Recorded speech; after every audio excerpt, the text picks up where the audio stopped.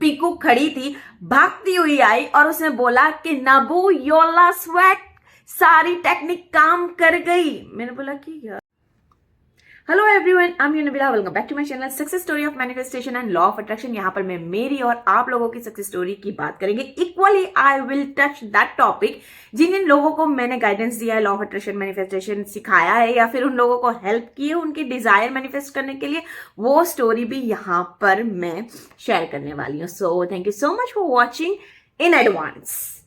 So let's get started. Your time, let me declare the story name जो खुद वो लड़की ने मुझे बोला था कि दीदी ये नाम बोल देना। I roasted rejection। Second point ये है कि ये लड़की कभी भी मैनिफेस्टेशन लॉ ऑफ अट्रैक्शन के कॉन्सेप्ट से अवेयर नहीं थी, उसको मैंने गाइड किया, बताया, इसलिए थोड़ी मॉडिफाई वाली या फिर उसके सिचुएशन के अकॉर्डिंग ये मैनिफेस्टेशन उन्होंने किया जो आपको ज्यादा इंटरेस्टिंग लगेगा। And the third thing is that कि उन्होंने एसपी मैनिफेस्ट किया स्क्रिप्टिंग टेक्निक से। स्टोरी को मैंने 3 पार्ट में डिवाइड किया है और स्टोरी में मैं वो लड़की का ओरिजिनल नाम नहीं लूंगी, पर आ सकते हो तो पीकू हम उसको प्रोनाउंस करेंगे। पीकू और मैं एक ही जगह जॉब करते थे, पर पीकू मेरी सीनियर थी क्योंकि थोड़े महीने पहले लगी थी, उसके बाद मैं ज्वाइन हुई। पर मैं ऐसे सोच रही थी कि पीकू की गुड लिस्ट में मैं नहीं आती हूँ, अच्छे होते हैं, मैच्योर होते हैं, तो पीकू वैसी ही थी। अब एक बार ऐसे हुआ कि कुछ प्रोजेक्ट था जो मुझे और उसको साथ में करना था, and I was so like uncomfortable with her, क्योंकि वो इतना ज्यादा कभी बोलती नहीं थी। शी ऑब्जर्व अ लॉट पर बोलती नहीं थी। एंड 3 दिन हमें साथ में काम करना था, पर एक दिन चला गया। दूसरे दिन अचानक पीकू ने मुझे ऐसे बोला कि I am totally disturb, and I was like तो मैं क्या करूं? It wasn't funny। और मैंने उसको पूछा कि ऐसा तो क्या प्रॉब्लम है? देखिए कि मैं शादी की उम्र हो गई और मैं शादी करना चाहती हूँ, बट रिजेक्शन पर रिजेक्शन आ रहे हैं। अभी तक मुझे 7 लड़कों ने रिजेक्ट कर दिया है। And I was like oh really, ऐसे भी होता है? And she was pretty enough, she has everything, और लड़के उसको रिजेक्ट किए जा रहे हैं। आई डोंट नो लाइक क्या चाहिए था। एंड देन आई डिसाइडेड कि मुझे वैसे भी किसी पर एक चीज चेक करना था कि मैं जो कर रही हूँ टेक्निक्स या फिर मैनिफेस्टेशन या लॉ ऑफ अट्रैक्शन, वो सिर्फ मुझ पर हो रहे हैं क्योंकि मैं ये चीज में बहुत कंफर्टेबल हूं, या फिर मैं किसी को गाइड करूंगी तो होगा। तो मैंने सोचा कि इस पर ये चीज मैं करके देखती हूँ।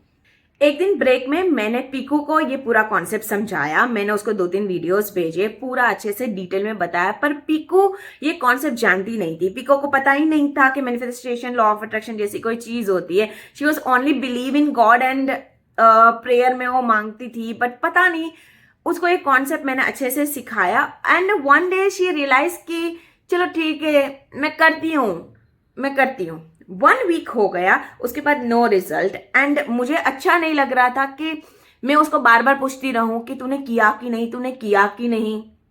मैंने उसको सजेस्ट किया था स्क्रिप्टिंग, क्योंकि मैं हर बार देखती थी कि वो अपने काम में बहुत ही ज्यादा एक्यूरेट है और वो लिखना बहुत ज्यादा पसंद करती। Even she has really good hand writing, तो उसको वो चीज अच्छी लगती थी। उसकी बुक भी बहुत मेंटेन थी, इसलिए स्क्रिप्टिंग मुझे लगा कि वो उसके लिए बेटर रहेगा।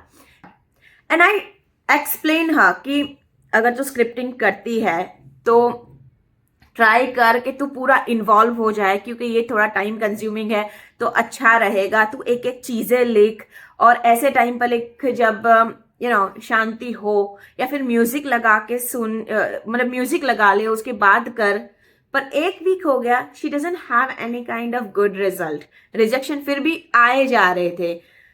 After 1 week, one day she came और उसने बोला कि यार काम नहीं करेगा, आई डोंट नो। बट सुबह में वो ऐसे बोली, और ब्रेक के टाइम में दोपहर में वो मुझे ऐसे बोली थी कि यार नब्बू, मुझे ऐसे लगता है कि है ना मैं टेक्निक की गलती नहीं निकाल रही हूँ, पर शायद मुझसे ही फोकस नहीं हो रहा है। तो मैंने उसको पूछा कि क्या प्रॉब्लम, क्या दिक्कतें आ रही है तुझे? तो उसने बोला कि घर छोटा है और बहुत नॉइजी है, और मोहल्ले का जो घर होता है ना कि बाजू वाली आंटी भी आके बैठ जाए, या फिर हर काम कि भाई इसकी चाबी रख लो या वॉचमैन को ये बोल दो, मतलब उसका घर वैसे ही था। बाहर का आवाज, घर में ज्यादा शोर बकोर, टीवी जोर से चलना, और 2 ही रूम, प्लस वो बोलती थी कि मेरे घर में ज्यादा ही कोई नेगेटिव लोग रहते हैं, हर चीज के ऊपर कंप्लेन करते रहते हैं, तो मेरा ध्यान उधर जाता रहता है और मैं अच्छे से स्क्रिप्टिंग नहीं कर पाती हूँ। तो मुझे कि पर कुछ तो ऐसे तेरे को लगता होगा। उसने बोला कि मुझे ऐसे लगता है कि मैं लिख कुछ और रही हूँ, अपने आप को फोर्स कर रही हूँ, पर दिमाग में, बैक माइंड में कुछ और चल रहा है, तो मैं पी ऑफ दिस टेक्निक, तो मुझे बुरा लग रहा है और मैं नहीं करूंगी। और जब उसे मुझे बोला, देन आई रियलाइज कि it's one kind of bay thing for me. और मैं घर पर आके वही चीज सोच रही थी, पर तब मुझे ऐसे लगा कि मैं उसको कोच कर रही हूँ, गाइड कर रही हूँ, तो मुझे वैसे सोचना चाहिए। मैंने उसको बोला था कि 3 दिन दे, कुछ फिगर आउट करते हैं, उसके बाद फिर हम कुछ यही टेक्निक को कंटिन्यू करते हैं कुछ अलग वे में, या फिर कुछ नई टेक्निक लेके आती हूँ, ट्राई तो कर सकते हैं। शी सेड ओके, क्योंकि उसको इतना ज्यादा इंटरेस्ट नहीं था। But I was 100p like मैं कुछ ना कुछ तो कर लूंगी। देन व्हाट हैपन, रात को ही मुझे एक अच्छा सा ऐसे वाइब्स आई, बट उसका एक मैसेज आया था एंड शी सेड कि ये वाला स्टैंड अप कॉमेडी तू देखना। अचानक मुझे पता नहीं क्या हुआ, दूसरे दिन मैंने गई जब जॉब पर, तो मैंने उसको बोला कि तुझे स्टैंड अप कॉमेडी बहुत पसंद है ना? तो उसने बोला कि हाँ मुझे इतना पसंद है, मैं बहुत ज्यादा रिलैक्स हो जाती हूँ, और एक भी शो मैं कपिल शर्मा के नहीं छोड़ती हूँ, प्लस मोबाइल में भी जब आते हैं इस तरह से स्टैंड अप कॉमेडी के ये, और कितनों को सब्सक्राइब करके रखा हुआ है। तो मैंने कहा कि फील क्या होता है तुझे? तो वो बोली कि मैं बहुत रिलैक्स हो जाती हूँ, कोई नेगेटिव थॉट नहीं आते हैं, और फ्रेश फील करती हूँ, और उसके बाद ऐसे लगता है कि कोई बात नहीं, लाइफ इजी हो जाएगी। मैं कहा अच्छा ठीक है। और तभी मुझे एक आइडिया आ गया, और मैंने बोला कि चल 3 दिन स्क्रिप्टिंग हम यूज करते हैं, पर उससे पहले तुझे एक काम करना पड़ेगा। उसने बोला कि ठीक है चलो बोलो क्या करना है।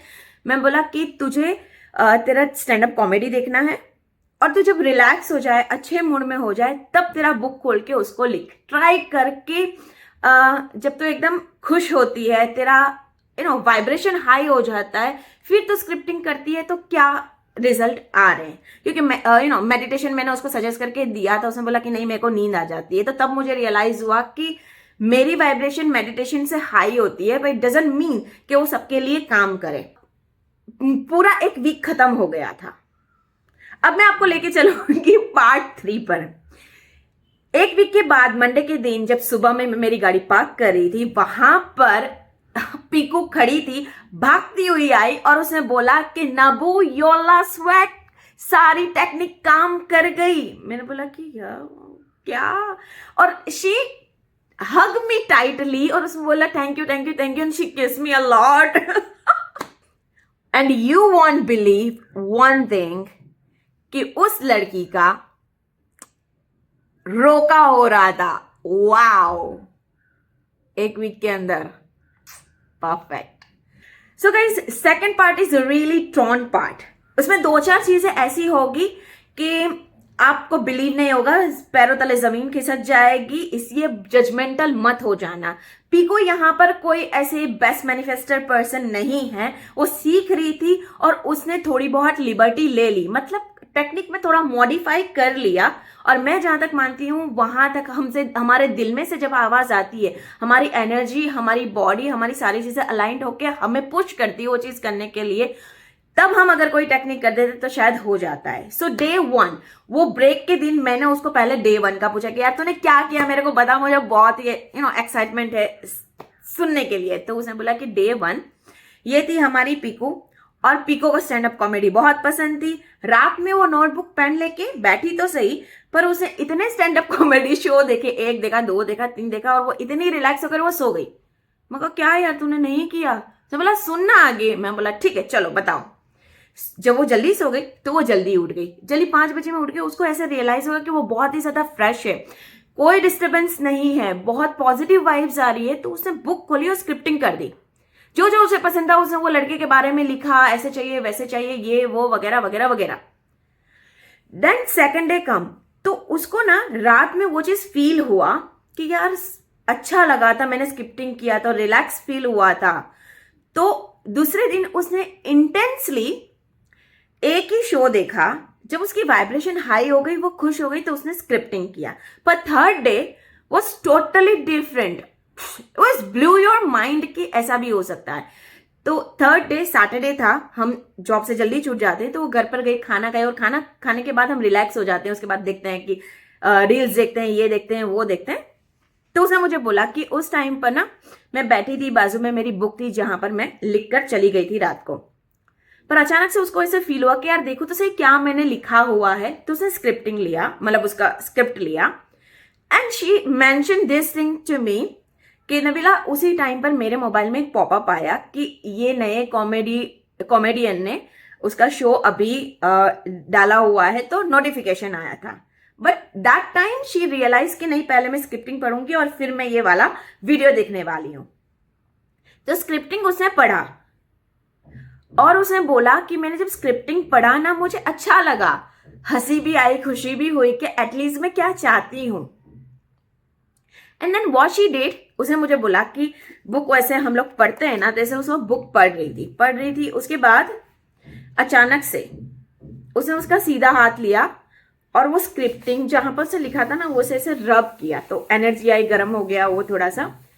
And then she did this thing कि भाई यहां पर ये आई, और उसने उसे दिल पर हाथ रख के ना, दुआ भी बोल सकते, प्रेयर किया, और उसने ऐसे बोला कि मतलब वो बहुत अच्छी वाइब्रेशन में थी। उसने ऐसे बोला कि I am really thankful for my friends के जो मुझ में बिलीव करते हैं, मेरे पेरेंट्स जो मुझ में बिलीव करते हैं।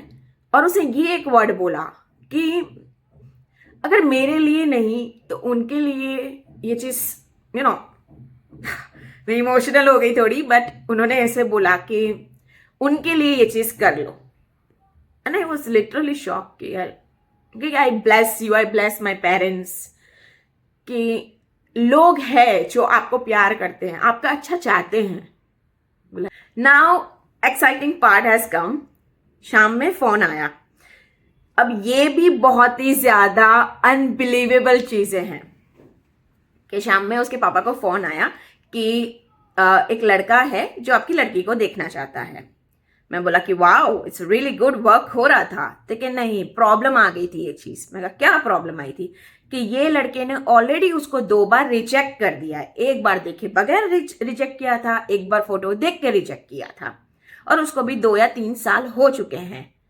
तो मैं बोला कि फिर क्या हुआ? देखिए घर में डिस्कशन चल रही थी, पर मेरा दिमाग किसी और ही चीज में चल रहा था कि यार तीसरी बार रिजेक्ट होने के लिए मैं थोड़ी जाने वाली हूँ। तो फिर क्या हुआ, क्या तुझे ये हुआ? देखिए कि पता नहीं, सारी चीजें अलाइंड हो गई। शाम में पिक्चर चल रहा था जब वी मेट, और ये थोड़ा मुझे ये बहुत ज्यादा इंटरेस्टिंग लगा था कि वो पार्ट आ रहा था जब शाहिद कपूर करीना कपूर को बोल रहे थे कि जब मैं मुश्किल में होता हूं तब मैं यही सोचता हूं कि गीत यहां पर होती तो क्या करती।